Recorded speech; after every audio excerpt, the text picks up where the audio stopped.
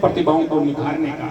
गत वर्ष मैं यहाँ पर आया था, मैंने एक बात कही थी आपको कि हम लोग देवनारायण को मानते हैं लेकिन देवनारायण की नहीं मानते।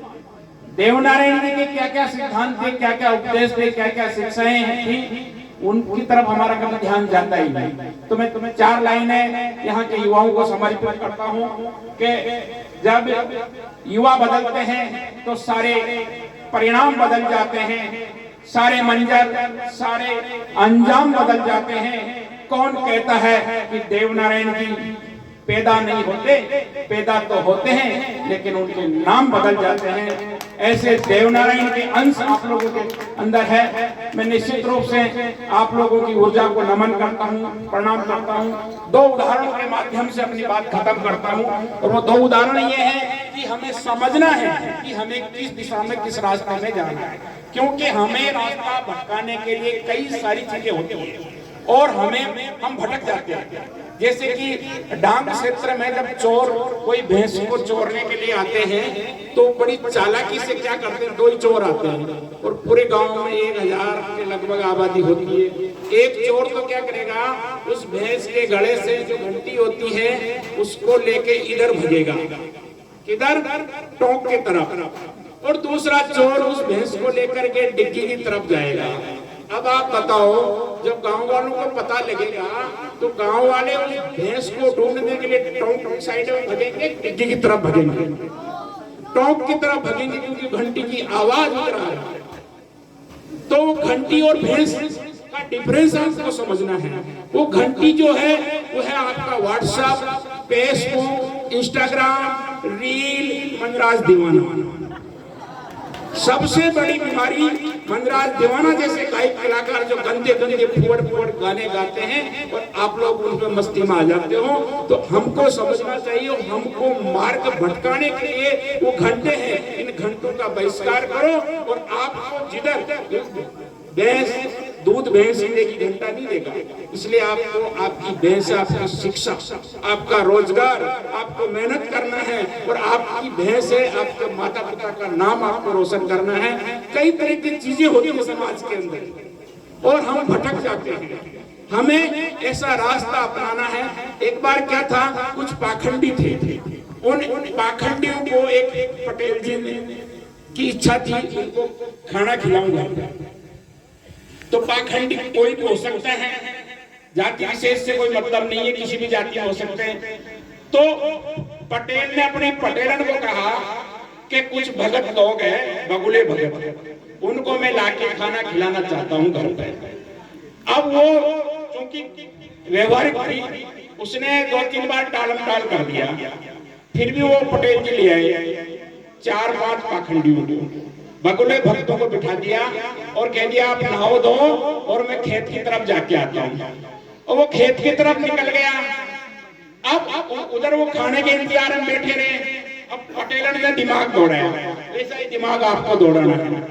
पटेलन ने सोचा इनको भगा भी दूं और मेरी बदनामी भी नहीं हो और मेरी मेहनत न बच जाए। ये तो पाखंडी है, कोई मतलब नहीं इनको खाना खिलाने का।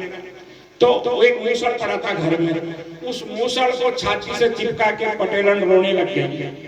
अब उन पाखंडियों ने, बगुला भक्तों ने पूछा कि तू क्यों रो रही है पटेलन? अजी कही ये मूसल है जो मेरी माँ ने दिया था मेरे को शादी में, तो इसमें रोने की कौन सी बात होगी?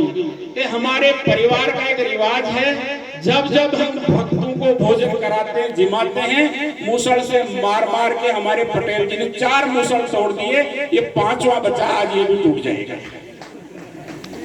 तो उन बगुला भक्तों ने सोचा रे गलत जगह आ गए, फिर चुपचाप वहां से निकल लिए। पटेल जी आए, आके पूछा रे वो कहाँ गए भगत जी? कि वो तो भाग गए। नहीं तूने कुछ कह दिया होगा? नहीं कि मैंने तो कुछ नहीं कहा। नहीं कुछ गड़बड़ करी होगी तुमने। तो मैंने तो इतना सा कहा था, उन्होंने कहा कि दक्षिणा में हम ये मूसल लेके जाएंगे। तो मैंने मना कर दिया कि ये मूसल तो मुझे मेरी माँ ने दिया है, पंडित जी ने ये मूसल आपको नहीं दे सकते। तो इसी बात से नाराज होकर वो भाग गए। तो बेवकूफ औरत, इधर दे मूसल मेरे को। पटेल जी ने मूसल कंधे पर रखा और पूछा कहाँ गए? कि इधर डिग्गी साइड में।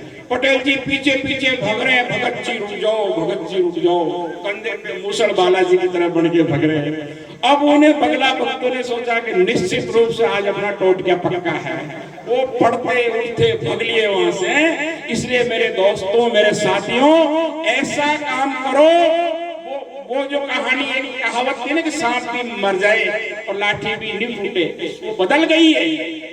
पाखंडी भी भग जाए और आपका मूसल भी नहीं टूटे, इस तरह का आपको बनना है। समाज को सही दिशा में, सही रास्ते पर आपको लेके जाना है। कई तरह की परंपराएं पाखंड की तरफ, भगवान देवनारायण जी ने ऐसा नहीं कहा था।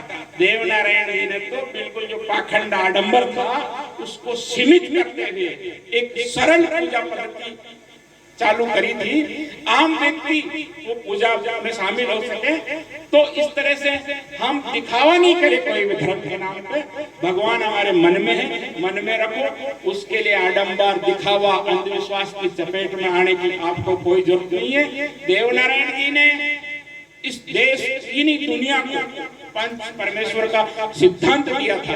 5 ईंटें लगा करके गांव के 5 पटेलों के हाथों से वो ईंटें लगवा के उन पटेलों में भगवान का वास होता है, ऐसा पूरी दुनिया को दिखाने का काम किया। तो ऐसे भगवान श्री देवनारायण कोई कम वो नहीं थे, बहुत बड़े महापुरुष थे, महामानव थे, जिनका अनुसरण दुनिया को करना चाहिए। हमें पता ही नहीं उनकी शिक्षाएं क्या क्या थी उस जमाने के अंदर। जब किसी मैं देहरादून गया था, पत्रकार आ गया, तो मेरा इंटरव्यू ले रहा था देवनारायण जी को लेकर। मैंने कहा कि एक ऐसी समाज होती थी जिसको मंदिर के गेट में नहीं घुसने दिया जाता था, अछूत कह के भगा दिया जाता था।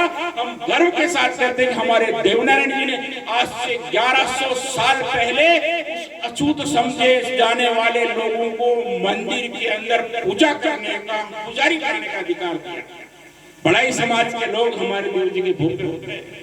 और बूंदी के अंदर जब देवनारायण की पूर्णावती होती है तो सबसे पहले उन बड़ाई समाज के जो देव जी के भोग पे होते हैं